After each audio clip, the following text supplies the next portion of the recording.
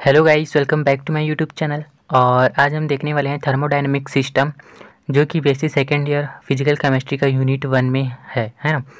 तो फिर आज हम इसका जो है बेसिक इन्फॉर्मेशन जो है वो हम देखेंगे। तो फिर चलिए आज के टॉपिक स्टार्ट करते हैं। और थर्मोडायनेमिक्स सिस्टम, ठीक है, थर्मोडायनेमिक सिस्टम किसे कहते हैं चलिए देखते हैं।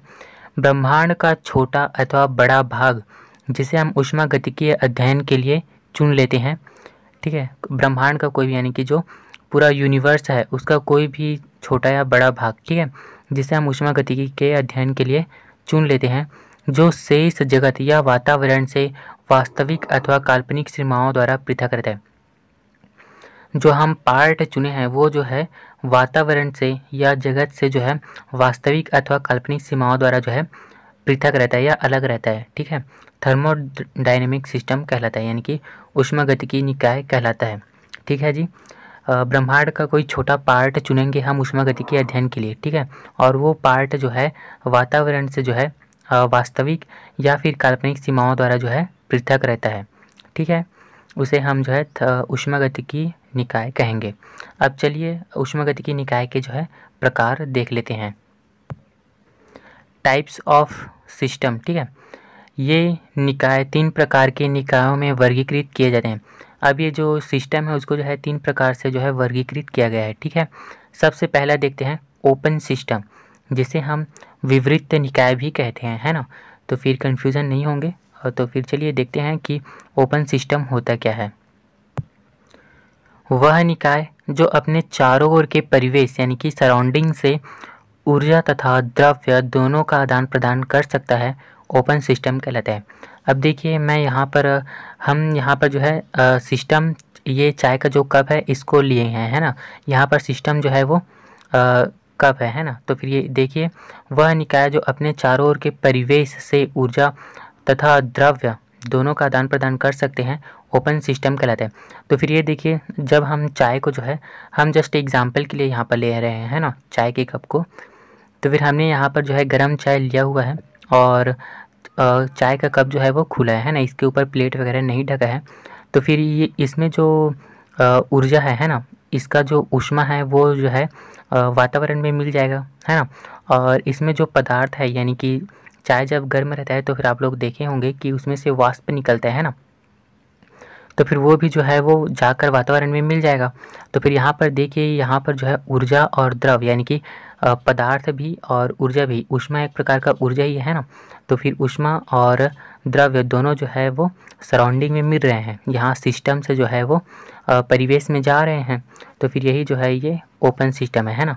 तो फिर आप इसके डेफिनेशन में लिख सकते हैं कि वह निकाय जो अपने चारों ओर के परिवेश से ऊर्जा तथा द्रव्य दोनों का आदान प्रदान कर सकता है, ओपन सिस्टम कहलाता है, ठीक है जी। ओपन सिस्टम में क्या होगा, द्रव्य और क्या बोलते हैं ऊर्जा, इसका जो है आदान प्रदान होगा सराउंडिंग के साथ, ठीक है, परिवेश के साथ।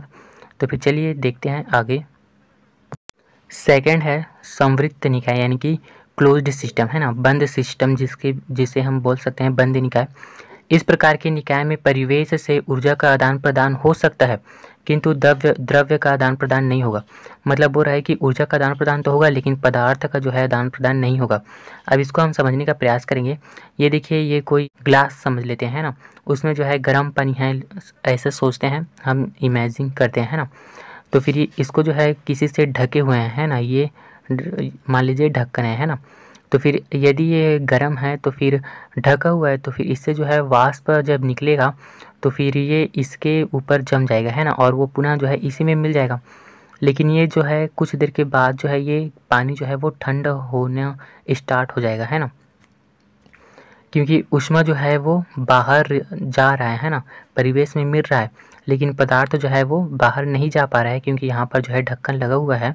तो फिर ये जो है ढक्कन जो है वो पदार्थ को बाहर जाने से रोक रहा है, लेकिन जो ऊर्जा है वो जो है वो वातावरण में मिल रहा है ना। इसी वजह से इसका ताप जो है वो संतुलित हो गया, है ना, मतलब टेम्परेचर जो है वो डाउन हो गया। आप लोग जानते ही हैं ना, आप लोग के साथ कई बार हो गया होगा कि आप लोग जब गिलास में जो है पानी वगैरह रख देते हैं और ढक के हम कुछ देर रख देते हैं, तो फिर पानी जो है वो ढक्कन के ऊपर जम जाता है पूरा, और पानी जो है वो ठंडा हो जाता है ना। तो फिर वही यहाँ पर है क्लोज्ड सिस्टम में, है ना। तो फिर आप लोग लिखेंगे कि इस प्रकार की निकाय में जो है ऊर्जा का आदान प्रदान होता है, लेकिन पदार्थ का जो है आदान प्रदान नहीं होता है। ठीक है, ये हो गया हमारा क्लोज्ड सिस्टम। अब चलिए देखते हैं लास्ट और है ना विलगित निकाय यानी कि आइसोलेटेड सिस्टम। तो फिर गाइस, अगर ये वीडियो आप लोगों के लिए थोड़ा सा भी हेल्पफुल रहा होगा तो फिर प्लीज़ वीडियो को लाइक करेंगे, चैनल को सब्सक्राइब करेंगे, दोस्तों में भी शेयर करेंगे ताकि उनका भी फ़ायदा हो, है ना। और ये मैं बीच में बोल रहा हूँ तो फिर इसके लिए जो है हम माफ़ी चाहेंगे, आप लोगों को डिस्टर्ब हुआ है ना। तो फिर चलिए देखते हैं विलगित निकाय आइसोलेटेड सिस्टम। इस प्रकार की निकाय में परिवेश तथा निकाय के बीच द्रव्य तथा ऊर्जा दोनों का आदान प्रदान नहीं होता है। अब देखिए यहाँ पर बोल रहा है आइसोलेटेड सिस्टम में कि यहाँ पर जो है ऊर्जा और पदार्थ दोनों का ही आदान प्रदान नहीं होता है परिवेश के साथ। तो फिर इसको भी हम समझाने का प्रयास करेंगे। देखिए ये कोई बर्तन है ना, मान लीजिए ये कोई बर्तन है और ये जो है पूरा कवर है ना, इसे चारों तरफ से ढका हुआ है।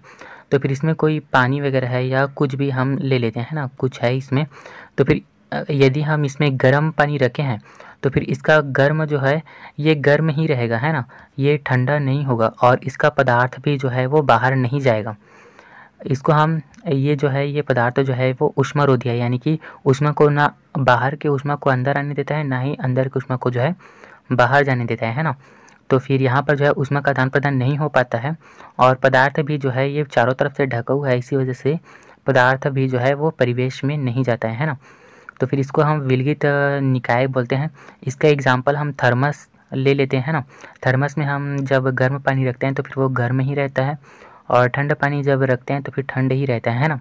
तो फिर वही है, उसमें ऊष्मारोधी जो उसमें जो है ऊष्मारोधी का जो है परत होता है, बीच में लेयर होता है ना, इसी वजह से जो है ऊष्मा का आदान प्रदान नहीं हो पाता है। तो फिर आइसोलेटेड सिस्टम में आप लोग लिखेंगे कि इस प्रकार के लिखेंगे किस प्रकार के निकाय में जो है परिवेश तथा निकाय के बीच द्रव्य तथा ऊर्जा दोनों का ही आदान प्रदान नहीं हो पाता है। तो फिर थैंक यू मेरे वीडियो को वॉच करने के लिए। और जाते जाते एक बार और कहूँगा, अगर अच्छा लगा होगा तो फिर प्लीज़ वीडियो को लाइक करेंगे, चैनल को सब्सक्राइब करेंगे। Okay, thank you.